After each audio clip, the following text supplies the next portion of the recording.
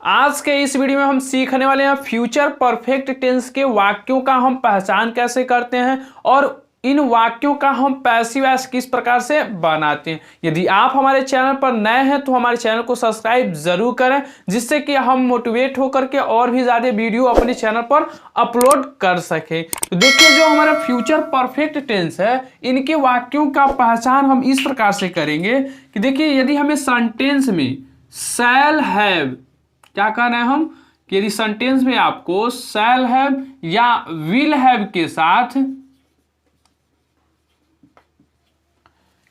यदि main verb की third form का प्रयोग किया गया हो, किसका कि शैल हैव और विल हैव के साथ यदि मेन वर्ब की थर्ड फॉर्म का यदि प्रयोग किया गया है, तो वह जो सेंटेंस होगा वह फ्यूचर परफेक्ट टेंस से रिलेटेड होगा। किसी भी आप एक एग्जांपल को लेकर आप देख सकते हैं, जैसे कि I shall have read a book. देखिए, इस सेंटेंस हमें क्या मिला, शैल हैव और उसके साथ जो हमारा मेन वर्ब की क्या है थर्ड फॉर्म भी मौजूद है। तो इससे यह जो सेंटेंस है वह किससे रिलेटेड होगा, तो फ्यूचर परफेक्ट टेंस से। कई एग्जाम्पल को देखें तो आपको यही मिलेगा, सेंटेंस में यदि विल हैव और शैल हैव यदि उसमें मौजूद है और उसके साथ हम मेन वर्ब की थर्ड फॉर्म का भी प्रयोग किए हैं, तो वह जो सेंटेंस होगा वह फ्यूचर परफेक्ट टेंस से ही रिलेटेड होगा। तो चलिए अगले वीडियो में जो हमारा अफर्मेटिव सेंटेंस है, इनका हम पैसिव वॉइस किस प्रकार से बनाते हैं। तब तक आप हमारे चैनल को सब्सक्राइब जरूर करें।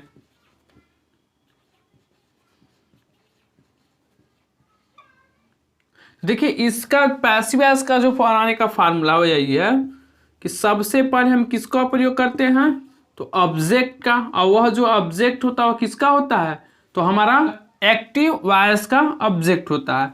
तो देखिए, फार्मूला है हमारा, सबसे पहले ऑब्जेक्ट का प्रयोग करेंगे और ऑब्जेक्ट का प्रयोग करने के बाद हम किसका प्रयोग करते हैं, विल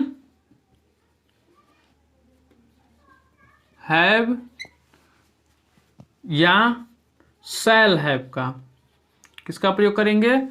अब सब्जेक्ट के अनुसार हम विल हैव या शैल हैव का प्रयोग करेंगे। उसके बाद से हम प्रयोग करते हैं वीन का, किसका, तो वीन का, और वीन का प्रयोग करने के बाद हम प्रयोग करेंगे मेन वर्ब की थर्ड फॉर्म। उसके बाद हम प्रयोग करते हैं बाय का, और उसके बाद हमारा होता है सब्जेक्ट। यह जो सब्जेक्ट है वह पैसिव वॉइस के लिए क्या है, ऑब्जेक्ट है, लेकिन हम आपको समझाने के लिए यहाँ पे सब्जेक्ट लिखते हैं और यहाँ पे ऑब्जेक्ट लिखते हैं। देखिए, यह जो ऑब्जेक्ट है वह दरअसल है पैसिव वॉइस का सब्जेक्ट, लेकिन ऑब्जेक्ट इसलिए लिखते हैं कि आप जान सके कि एक्टिव वॉइस के ऑब्जेक्ट को ही हमें पैसिव वॉइस में सब्जेक्ट बनाना है। तो चलिए एक एग्जाम्पल को लेते हैं और उसके अनुसार हम पैसिव वॉइस बनाते हैं। देखिए, पहला हमारा एक्टिव वॉइस है, आई शैल हैव हेल्प्ड हर। तो हमने आपको क्या बताया था पहचान में कि शैल हैव या विल हैव का प्रयोग किया गया हो और उसके साथ मेन वर्ब की थर्ड फॉर्म का प्रयोग किया गया हो, तो वह जो सेंटेंस होगा फ्यूचर परफेक्ट टेंस से रिलेटेड होगा। देखिए, यहाँ पे शैल हैव का प्रयोग किया गया और मेन वर्ब की थर्ड फॉर्म का, तो इससे आपको ज्ञात हो गया कि यह जो सेंटेंस है वो फ्यूचर परफेक्ट टेंस से रिलेटेड है। तो देखिए, इसका जब हम पैसिव वॉइस बनाएंगे तो हमको फार्मूला याद होना चाहिए, जो हमने आपको पहले ही बता दिया है। तो देखिए, फार्मूले के अनुसार हम सबसे पहले किसका प्रयोग करेंगे, तो ऑब्जेक्ट का। तो जो हमारा एक्टिव वॉइस का ऑब्जेक्ट है इसको हम क्या बनाएंगे, पैसिव वॉइस के लिए सब्जेक्ट। तो यहाँ पे हर है, तो हर को हम जब सब्जेक्ट बनाएंगे पैसिव वॉइस बनाने के लिए तो किस में कन्वर्ट हो जाएगा, तो सी में। तो हर के अनुसार हमने यहाँ पे सी का प्रयोग किया। उसके बाद से हम सब्जेक्ट के ही अनुसार हम विल हैव या शैल हैव का प्रयोग करेंगे। आपको पता होगा कि आई और वी के साथ हम सिर्फ शैल हैव का प्रयोग करते हैं, बाकी सभी कर्ताओं के साथ हम किसका प्रयोग करते हैं, तो विल हैव का। तो यहाँ पे लिखेंगे हम विल हैव, उसके बाद हम किसका प्रयोग करते हैं विल हैव का बाद, तो वीन का, वीन।